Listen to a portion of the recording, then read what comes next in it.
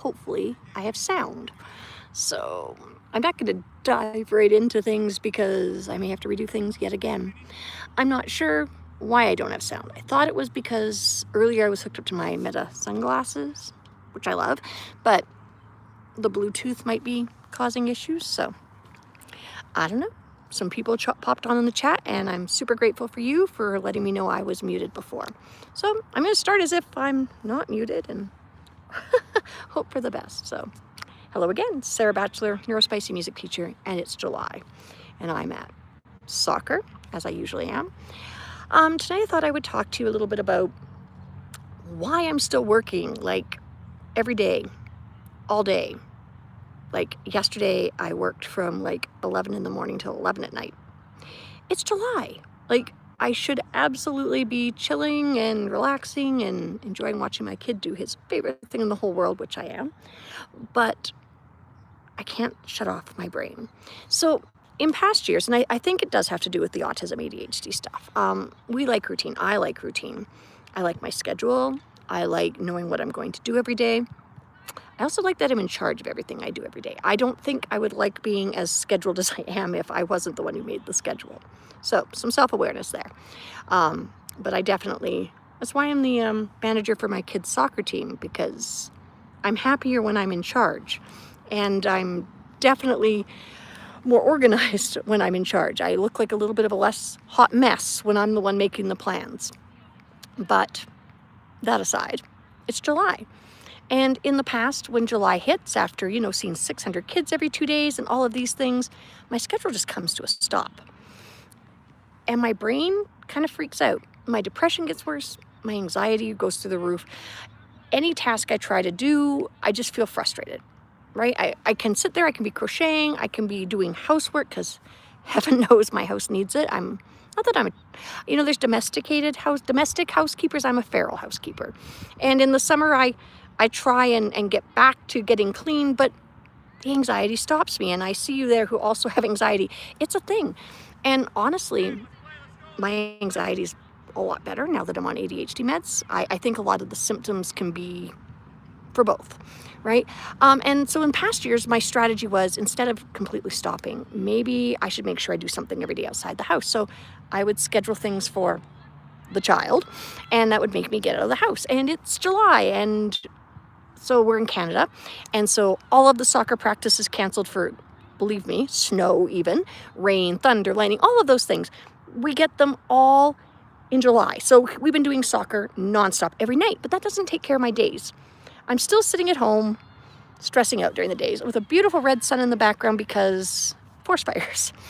Actually, my brother-in-law's a fire jumper, and they've been out fighting forest fires since February up here in Canada this year. But makes for a pretty sun, just smoky air. Air quality is only a 4 out of 10 today. It's not terrible, so we're playing soccer. But that's in the evenings. And I thought, what am I going to do with myself during the day? Because the other problem is I always make plans for everybody else, right? What about me? I'm getting old. I'm turning 50 this year. I'm nearing retirement. And I was coming into this summer just sort of at like a train. I had no plans. I was just on a roll, and I knew when July hit, it was going to be like a stop. And then something fortuitous happened. The very last week of June, I got invited to be interviewed on a podcast, Band Director Boot Camp, by Leslie, who is an author and a fantastic band director. And she had me on her show, and because of the things that we talked about, she invited me to a private meeting the next day with a bunch of people she's interviewed who she thinks have content ideas and things that the world needs. And she gave me some ideas. One of them was to write a book. And I thought, no, because here's my problem with books. I love books. I read a lot, but they're final, they're finite, they're done. Everything that I'm working on, all of my building neuroaffirming spaces in classrooms, all of the research, a lot of the research is on the cusp. So like I gave one presentation in February, and 2 weeks later, I had to update my whole conference talk because the research had evolved. And I'm like, I can't write a book. But you know what I can do? I can teach a course. So I've started this putting together, and I have people registered. I'm super excited. I'm calling it the downbeat, the first downbeat. And basically, I'm going to hold the hand of first year and beginner band teachers, and I'm going to walk you through the whole year. Because when you graduate with a music degree, and an education degree, I suppose. You probably have both, I do, to teach band. That doesn't mean you know how to run a band program. And a lot of us just kind of fall back on what was always happening in our programs growing up. And we run our fundraisers the same, and we do all those things, which aren't bad. But what they don't tell you in university is when you're a band teacher, you are also running a not-for-profit. You are an administrator. There is so many things that fall outside of the scope of what a teacher would typically do and what you've been trained to do in education. And I don't think it's fair that people have to do that all by themselves. I mean, most of us did. But why? Why are we struggling, especially if you have autism or ADHD? Let me help you. So I've designed this course, and we're going to start on August 11th. And yeah, I'm going to meet with people as a group once a week in August and September, and we're going to cover everything. Like, when we think about our programs, what are the first things we have to set up? Well, I always start with, what do I want my program to look like, feel like, sound like? And I kind of go from there. Then you have to look at also the expectations, especially as a first-year teacher or new to a program. Those expectations aren't necessarily yours to dictate, right? You've got administrators, you've got parents. Do you have a band parent group already? I honestly, personally, would rather walk into a program that has to be rebuilt than walk into a program that's really well established and fantastic, because those are big shoes to fill, and I don't need the stress. So, I mean, I love the fact that I'm going to be rebuilding or working on a program to make it the way I want it to be.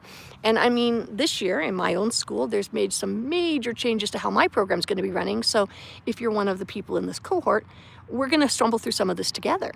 And I'm going to teach you how to set up your budget, even though I only count to 4 for a living. I promise you I'll have people who are smarter than me help with that stuff. I'll teach you how to plan field trips, when to hand out your music for concerts. Did you know that if you're doing a concert in December, that music needs to be in their hand the last week of September, first week of October? I can help you with pacing. I can help you solve problems as they come up. So I'm really excited about running this course, the first downbeat. I'm not so good about like advertising it and getting it out there, so I thought I'd maybe just, pop on and do a few lives over the next few days and talk about what that program will look like, but also, why I'm doing it. And it 100% is because I am so fucking sick of the July depression. This year, I've been getting up I've still been sleeping in, but, I've been letting my biological clock do what it wants. I've been staying up till like 2 and waking up at like 9. And that works really well for me. I actually get a solid chunk of sleep when I do that. And then I've been running a schedule. I've been building the course. I've been digging into HTML and codecs again. I mean, all these really cool things. And then I kind of went into this whole rabbit hole. And if you teach in the province of Alberta, we have curriculum guides and programs of studies. For the high school band program, it's wonderful. It tells me what notes the kids need to know. It tells me ranges. It tells me articulations. It lays it out. The middle school program basically says, do stuff and things to get your kids so they're ready for high school, but it doesn't break it down. So what I've done, and I'm 458 pages in, I cannot believe I've written a manuscript. I have written a companion guide to this curriculum, and I'm hoping to release the first draft next week. I'm super excited about it. I see a comment about my skin. If you're talking about my face, it's because I'm old. If you're talking about this here, it's because I'm a burn survivor. When I was 17, 30% of my body was burned. I leaned over to shut off the stove. My shirt caught on fire, pajamas. The fabric wasn't safely brought into Canada. It didn't meet our safety standards. It was illegal. And yeah, this is what third-degree burns look 30 years later. And I am in Canada. I am in the province of Alberta, which is north of Montana, if you know the states. Go north. But it's kind of like a mini U.S. politically. It's a bit of a shit show in my province right now. But hola, Brazil. I mean, that's Spanish. I don't... Portuguese is Brazil. Portuguese or French? French, right? So, bonjour. I don't know. I can tell you I don't speak your language in lots of languages, but doesn't mean I need it. And then again, forest fires, orange sun. But I have found, by making myself get up in the morning and having a job, especially since it's a job I want to do, that my mental health has been a lot better.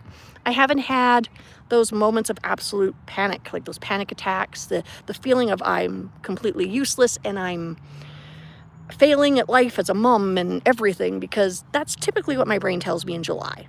Because from September through June, I am going batshit out of hell all the time, right? From 6 in the morning till midnight, I work. I'm conducting, I'm directing, I'm marking, I'm mumming. soccer, right? And then summer hits and it just stops. And that's not a gift. It really is not a gift to me. And so this is the test, I guess. We're going to work this summer, and then we're going to see if when I come back in September, if I'm more refreshed or at least not less. Because honestly, it's the dumbest thing in the world to find it stressful to have free time. And I really hate that, but it's the way I'm wired. And the more I learn about autism, the more I learn about neurodiversity, the more I learn about myself as I get older, as we all do, and become more self-aware, the more I realize that just because it works for everybody else, it's perfectly fine if it doesn't work for me and I need to do it differently. And so to my teacher buddies out there who are chilling at the beach and relaxing and just watching their kids play and reading books and having just an absolutely amazing July, I love that for you. To those of you out here like me who have found ways to keep themselves busy and productive and create their own little world of jobs to keep them happy, I see you too. And to everybody in between, if you're still stuck, you know, the mental health struggle of finding routine. I mean, it would piss me off because it'd be middle of August and I'd finally get into a groove and then I have to be gearing up to go back to school. So I don't know. This year I'm writing a 500-page manuscript and I'm building a course and I'm focusing on applying to more conference talks and things, and I'm looking at trying to find my kid an agent. You know anybody in Europe? Actually, Brazil, you might know somebody. I don't want my kid to play in the States. We've had college calls, but no thank you. So many reasons why I don't want my kid to play in the States. But, you know, one of his little friends just got signed in Turkey. They're 13. I mean, it's wild. I'm loving this ride. I'm a musician and I love making music. And I think for him, soccer and sports is that same outlet. You know, and the more I attend his practices and things, the more I realize the things his coaches say are the same things I say in the music room, right? We really are, as directors, we're really just coaches. Band is just a sport that happens in a chair. And I find that, you know, building that growth mindset piece into it and approaching it from a point of practice makes progress rather than perfection, and just being completely real myself. The fact that I don't care if I screw up in front of the kids. I'm going to play wrong notes. I'm going to make mistakes. We all are. That's how we are going to learn. And I just really want to embrace that. And I think that soccer, sport, music, I mean, we are the place where our young people are going to learn that resilience, learn that to be compassionate with each other, learn to be competitive, learn that winning isn't everything though, but that winning is part of sports, so is losing, right? And finding the gifts in both of those, right? Like when my son's team loses a game, one of the questions I ask him in the car is, well, what's one thing that they did better than you that you could learn from them? It's a fantastic conversation, right? We always ask him, you know, did you have fun working hard? You know, what's something you're going to work on for next practice? Those sorts of things. That's our typical dialogue in the car after every practice. But, you know, adding in the, okay, yeah, so we failed today, but that's not the end of the story. What did you learn from this? What can we take from this? Is there something that you have to own in this? Because sometimes maybe you're selfish and not passing the ball. Other times, you know, it's not you.